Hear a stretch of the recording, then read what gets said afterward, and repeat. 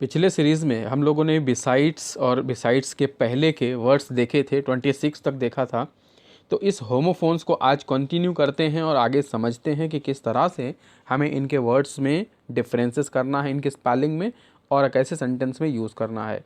तो पहला वर्ड है बिसाइड, जिसका अर्थ होता है बगल में, और दूसरा वर्ड है बिसाइड्स, जो दोनों सुनने में एक जैसे होते हैं, लगभग दोनों की स्पेलिंग सेम है, बस दूसरे में एस लगा होता है, पहले में एस नहीं होता है। तो पहले वाले का अर्थ है बगल में और दूसरे वाले का अर्थ है अतिरिक्त। तो जब हम इसे सेंटेंस में यूज़ करते हैं तो पहले जब बिसाइड को यूज़ करेंगे तो कुछ इस तरह से कि there is a snake beside a man under the tree, कि वहाँ पर पेड़ के नीचे एक सांप है उस आदमी के पीछे। तो इस बिसाइड का अर्थ हो गया कि उस आदमी के पीछे, यहाँ पर अर्थ निकल के इस तरीके से आता है। तो जब भी हम बिसाइड यूज़ करेंगे तो हमें बिसाइड का अर्थ बगल में के अर्थ में ही यूज़ करना है। दूसरा, जब हम बिसाइड्स यूज़ करेंगे तो इसका मतलब होता है एक की बजाय दूसरा भी, यानी एक तो किया ही कार्य है बट दूसरा भी उसके कंपेयर में किया। जैसे बिसाइड्स आगरा ही ऑल्सो वेंट टू मथुरा, वह मथुरा के जो मथुरा भी गया, बिसाइड्स आगरा यानी आगरा के अतिरिक्त वह मथुरा भी गया। तो मथुरा भी गया अर्थ निकल के आता है, यानी आगरा तो वो गया ही लेकिन मथुरा भी गया। इस तरह से हमें इस वर्ड्स का अर्थ निकालना होता है। दूसरा वर्ड ऐसे ही है ब्लू एंड ब्लू। अब ये दोनों ही सुनने में वर्ड्स ऐसे लगते हैं। पहला ब्लू का मतलब होता है नीला और दूसरे ब्लू का मतलब होता है हवा में उड़ना या हवा का चलना, यह भी होता है। तो जब इसको नीला अर्थ में प्रयोग करते हैं तो बहुत आसान सा सेंटेंस है, यूज़ कर सकते हैं, my shirt is blue, my pen is blue, इस तरीके से कह सकते हैं। देन दूसरे वाले वर्ड को यूज़ कर सकते हैं ब्लू, हवा में उड़ना। तो our papers blew away into the wind, कि हमारे जो पेपर्स थे वह हवा में उड़ गए। इस तरह से हम दूसरे अर्थ में इसका प्रयोग कर सकते हैं। नेक्स्ट वन देखते हैं ऐसे ही कि यहाँ पे है बियर और बियर। तो पिछले सीरीज़ में हम लोगों ने एक स्पेलिंग देखी थी BEAR बियर की, और उसके बाद बेयर की एक देखी थी BARE बेयर। तो ये दोनों लगभग एक जैसे होते हैं सुनने में, यहाँ पर भी ये दोनों एक जैसे हैं। तो बियर और बियर का अर्थ भी यहाँ पर बिल्कुल डिफरेंट होता है। पहले वाले बियर का अर्थ होता है शराब की एक किस्म, यानी एक तरीके का शराब होता है ये, और दूसरा बियर का अर्थ होता है BIER का, इसका मतलब होता है अर्थी। स्पेलिंग आपको ध्यान रखना है, तभी आप इसमें अंतर कर पाएंगे। तो स्पेलिंग को ही समझते हुए आपको चलना है साथ साथ। जब हम बियर BEER यूज़ करते हैं तो इसका मतलब हो जाता है शराब एक प्रकार की। तो इसको यूज़ ऐसे करेंगे, some people like English beer, कुछ लोग अंग्रेजी शराब यूज़ करते हैं या उन्हें पसंद है वो। दूसरा बियर का मतलब अर्थी होता है, जिसपे शव ले जाया जाता है। तो some people are carrying his dead body on a bier, कि कुछ लोग उसके शव को एक अर्थी पर रखकर ले जा रहे थे। तो हम इस तरह से इसका प्रयोग करते हैं। नेक्स्ट वन ऐसे देखते हैं अब सी सेक्शन में कि कॉपस और कॉप्स क्या क्या अर्थ होता है। कॉप्सिस और कॉप्स, यहाँ पर CORPSE जो स्पेलिंग दी है पहले वाले के, इसका मतलब शव होता है, और दूसरे वाले में कॉर्पस बोलते हैं जब तो सेना का विशिष्ट भाग, यानी कि एक सेना है, अगर सैनिक जिन्हें बोलते हैं मिलिट्री, तो उसमें कुछ लोगों का एक समूह छोटा सा हो और वो कुछ बेहतर अलग कार्य करता हो, तो उस तरीके के लोगों को बोलेंगे हम लोग सेना का एक भाग है जो विशेष तौर पे कुछ अलग कार्य करता है। तो जब हम कॉर्पस यूज़ करते हैं तो हिंदू बर्न दिया कॉर्पस, कि हिंदू धर्म में शव को जलाया जाता है। दूसरा कॉर्प्स यूज़ करते हैं जब कॉर्पस, तो विशिष्ट भाग जब इसका अर्थ होता है तो इसको इस तरह से यूज़ कर सकते हैं कि he is a member of national cadet corps, वह राष्ट्रीय कैडेट जो सेना का एक विशिष्ट भाग है उसका एक सदस्य है। इस तरह से हम दूसरा प्रयोग इसका कर सकते हैं। नेक्स्ट वन ऐसे देखते हैं कैजुअल और कैजुअल, दोनों के स्पेलिंग में डिफरेंस है। ध्यान से देखेंगे यहाँ पर कि दोनों में, एक में S पहले है U बाद में है, दूसरे में U पहले है और S बाद में है। तो यह बात ध्यान देना है कि इस स्पेलिंग में थोड़ा सा डिफरेंट करके इसे अंतर किया जाता है। पहले वाले काजुअल का मतलब होता है आकस्मिक, यानी कि अचानक से होने वाली घटना, और दूसरे कैजुअल का मतलब होता है यहाँ पे कारण और परिणाम। जब किसी चीज़ का कोई कारण हो और उसका कुछ परिणाम हो तो इसका उपयोग हम इस तरह से करते हैं। जब हम आकस्मिक के तौर पे इसका यूज़ करते हैं तो सेंटेंस में कुछ इस तरह करेंगे कि you must not spend your casual leaves in hurry, कि तुम्हें अपनी सब अचानक से जो मिलने वाली छुट्टियां होती हैं उनका सब दुरुपयोग नहीं कर देना चाहिए। एक्चुअली में जितने भी लोग किसी भी जॉब में होते हैं, चाहे वो गवर्नमेंट जॉब में हो चाहे प्राइवेट में जॉब में हो, तो उन्हें हर महीने 1 या 2 कैजुअल लीव दी जाती है उस डिपार्टमेंट की ओर से। तो वो कैजुअल लीव हर महीने जो मिलती है, तो कुछ लोग उसको फ्रिक्वेंटली यूज़ करते चले जाते हैं, तो उन्हें जब ज़रूरत पड़ती है तब उनके पास में ऑप्शन नहीं बचता है अपनी लीव लेनी पड़ती है। इस छुट्टी का एक्चुअली में पैसा नहीं कटता, इस वजह से कैजुअल लीव कहलाती है। और इसी तरह से यहाँ पे एग्जाम्पल में कहा गया है कि तुम्हें अपनी कैजुअल लीव्स को जल्दी जल्दी जो है ख़त्म नहीं कर देना चाहिए, ताकि ज़रूरत पड़ने पर वो काम आ सके, इसलिए। नेक्स्ट कैजुअल होता है इसका कारण और परिणाम। तो इसको हम सेंटेंस में कुछ इस तरह से यूज़ करेंगे कि there is a casual relationship between your health and diet, कि तुम्हारे स्वास्थ्य में और खान पान के बीच में एक कारण और परिणाम वाला रिलेशन होता है, जिससे तुम्हें ध्यान रखना चाहिए। तो जब खाने पीने का ध्यान रखते हैं तो उसमें यहाँ पर कैजुअल वर्ड को यूज़ करके हम वहाँ ये क्लेरिफिकेशन दे सकते हैं। द नेक्स्ट वन इसी तरह से चेक और चेक। तो जब हम पहले वाले चेक का यूज़ करते हैं तो इसका मतलब होता है किसी को रोकना या किसी की हत्या करना भी होता है, यहाँ पे गला दबा देना भी होता है। दूसरा इसका अर्थ होता है चेक, इसका अर्थ होता है एक प्रकार का धन निकालने वाला साधन, यानी पैसे निकालने के लिए जब हम किसी कागज़ में अपना डिटेल भर के और उसमें पैसे अमाउंट भर के बैंक में देते हैं तो वो चेक कहलाता है। ये वैसे कि प्री प्रिंटेड होता है, तो इसीलिए चेक ये कहा जाता है जो गवर्नमेंट या बैंक की तरफ से जारी किया जाता है। तो पहले वाले चेक का अर्थ जब हम ये अर्थ लेते हैं रोकना, तो इसको इस तरह से सेंटेंस में प्रयोग कर सकते हैं कि you should not do nothing to check the progress of your son, कि तुम्हें ऐसा कोई कार्य नहीं करना चाहिए जिससे तुम्हारे छात्र जिसकी बच्चे की जो है प्रोग्रेस रुक जाए। दूसरा वाला चेक कहता है कि नाउ अडेज, आजकल teachers are paid the salary by cheques, कि आजकल शिक्षकों को उनकी जो सैलरी है, वेतन है, वह चेक के माध्यम से दी जाती है। तो इस तरह से हम इसका प्रयोग कर सकते हैं। नेक्स्ट वन देखते हैं चाइल्डिश और चाइल्ड लाइक, इन दोनों में क्या अंतर है। तो जब हम चाइल्डिश यूज़ करते हैं तो इसका मतलब होता है मूर्खता पूर्ण, यानी बेवकूफ़ी भरा कोई काम या बेवकूफ़ी से भरा कोई फैसला। दूसरा चाइल्ड लाइक जब बोलते हैं तो इसका मतलब है अत्यंत सरल काम, बहुत ही सरल जब कोई कार्य होता है तो उसे हम चाइल्ड लाइक बोलते हैं। तो पहले वाले वर्ड को हम जब यूज़ करेंगे तो कुछ इस तरह से कि सजेशन वर मेयरली चाइल्डिश, कि उसके जितने भी सुझाव थे वो एकदम बेवकूफ़ी वाले थे, बचकाना यानी बेकार से थे। दूसरे को जब हम यूज करेंगे तो everybody was impressed by Gandhi child like simplicity, कि उनके सरल स्वभाव से, गांधी जी के सरल स्वभाव से सभी लोग जो है प्रभावित थे, इम्प्रेस्ड थे। तो इस तरह से हमें इन दोनों शब्दों में अंतर करना है और इसका प्रयोग समझना है। नेक्स्ट वन देखते हैं, लिखा है कोर्स और दूसरा भी है कोर्स। दोनों की स्पेलिंग अलग अलग है। पहले वाले कोर्स का मतलब होता है भद्दा और दूसरे वाले कोर्स का मतलब होता है पाठ्यक्रम।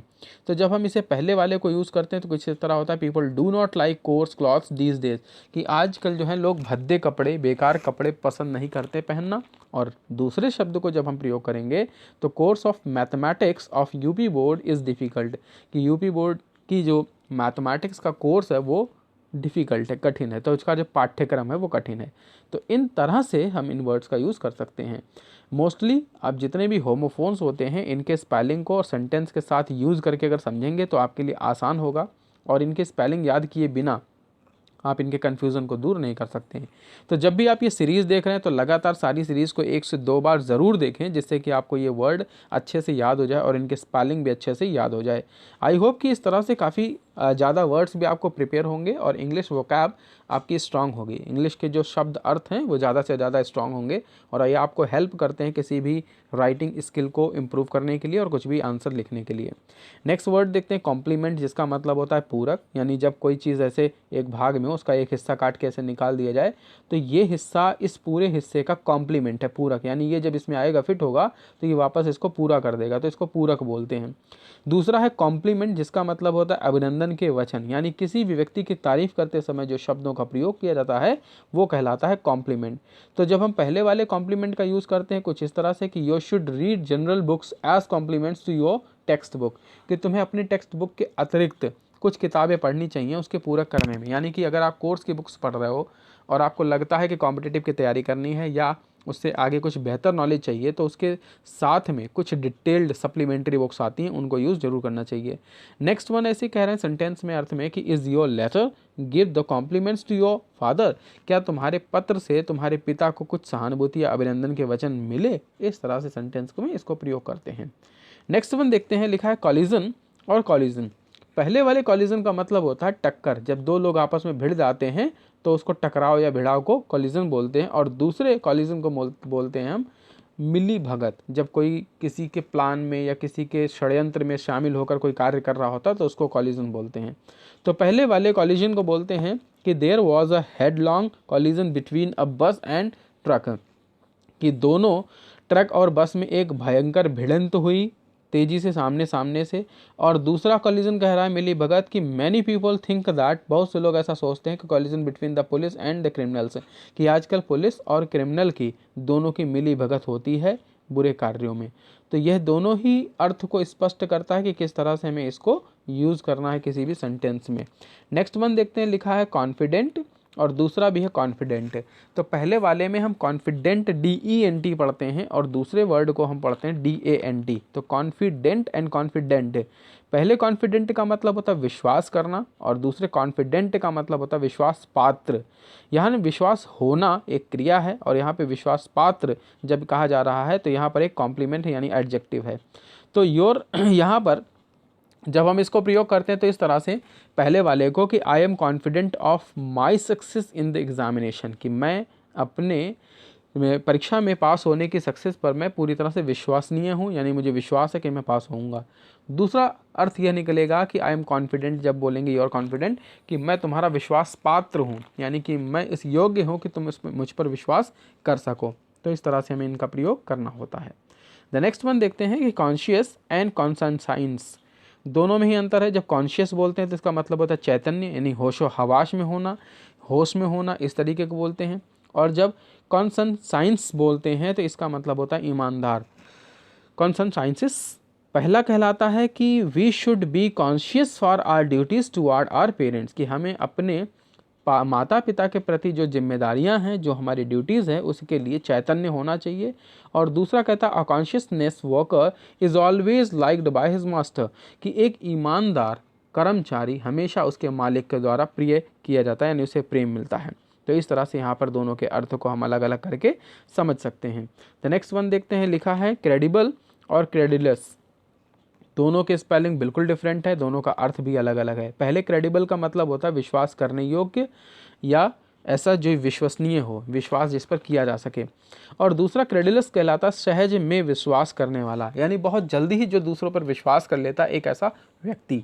तो पहले वाले को जब हम प्रयोग करेंगे the news is too good to be credible, कि पहला जो खबर है वो ऐसी है कि जो विश्वास करने योग्य है। दूसरा क्रेडिलस कह रहे हैं पर्सन ऑलवेज फॉल्स, कि जो दूसरों पर सहज रूप से बहुत जल्दी विश्वास कर लेता है वह हमेशा असफल होता है। फिर नेक्स्ट वन देखते हैं, लिखा है साइट CITE और दूसरा SITE साइट लिखा है। तो दोनों की स्पेलिंग अलग अलग है। पहले वाले अर्थ को जब हम प्रयोग करते हैं वर्ड को CITE तो इसका मतलब उदाहरण देना किसी कार्य का। Can you site a few lines from the poem of Tagore, कि टैगोर की कविताओं के कुछ लाइन के क्या उदाहरण दे सकते हो, इस तरह से हमें इसको उपयोग करना है। दूसरा कह रहा है कि साइट स्थल, इसका अर्थ होता है कि द साइट किसी भी जगह की बात करते हैं जब कार्य वाला स्थल होता है। The site for the college building has been selected, कि यह स्थल जो है कॉलेज बिल्डिंग की सेलेक्ट की गई है, इस तरह से इसका साइट का अर्थ होता है। एक साइट और होता है SIGHT, इस साइट का मतलब होता है दृश्य, किसी भी जगह का कोई भी सीन का जब दृश्य होता है तो उसको SIGST साइट बोलते हैं। चलिए नेक्स्ट वन देखते हैं, पहले कास्ट और दूसरा कास्ट। CAST कास्ट का मतलब फेंकना होता है, cast this paper into the dustbin, यानी इस कागज़ को ले जाओ डस्टबिन में फेंक दो। और दूसरे कास्ट का मतलब होता है जाति, I am a Jain by caste, कि मैं जाति से जैन धर्म से हूँ। तो इस तरह से दूसरे वाले को प्रयोग करते हैं हम लोग। और एक होता है कॉस्ट जिसका मतलब होता है कीमत।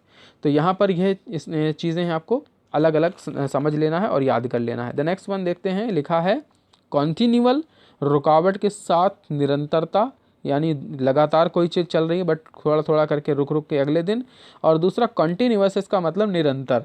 तो जब कंटिन्यूअल बोलते हैं तो yesterday there was continual showers, कि कल जो है रुकावट के साथ रुक रुक कर बारिश होती रही, इस तरह से जब बोलते हैं। और नेक्स्ट वन है today the rains are continuous, कि आज बारिश लगातार हो रही है। तो एक रुक रुक कर लगातार, एक रुक कर लगातार, इस तरह से दोनों बारिश को यहाँ डिफाइन किया गया है। The next one and last देखते हैं काउंसिल और काउंसिल। पहले वाले काउंसिल का अर्थ होता है विचार परिषद, यानी कोई भी थिंक टैंक या थिंक ग्रुप। और दूसरा काउंसिल कहलाता है सलाह, किसी को सलाह देने वाला। तो पहला वर्ड जब कहते हैं हम यहाँ पे the matter was pleased before the council for discussion, और दूसरे वाले को जब हम प्रयोग करते हैं it is the duty of an advocate to give counsel to the litigation, कि यहाँ पर दूसरे वाले का अर्थ निकल के आ रहा है कि एक अधिवक्ता का यह धर्म होता है या उसका एक कर्तव्य होता है कि वह अपने लिटिगेशन को, यानी मुकदमेबाजी में करने वाले व्यक्ति को, लिटिगेंट्स को वह कोई भी अच्छी सलाह दे या सलाह दे। तो इस तरह से इन सब शब्दों का प्रयोग करते हैं। तो आई होप कि सीरीज़ से आपको काफ़ी कुछ वर्ड सीखने को मिले हैं। अगर आप एवरी डे सीरीज़ के साथ जुड़े रहेंगे और उसको 2-3 बार देखेंगे तो आई होप कि सारे वर्ड्स आपको याद हो जाएंगे और इंग्लिश वोकैब आपकी काफ़ी स्ट्रॉन्ग हो जाएगी। तो एक ऐसे ही नए वीडियो नए लेक्चर के साथ नेक्स्ट सेशन में फिर मिलेंगे। तब तक के लिए stay happy, stay safe and keep watching Ashutosh channel.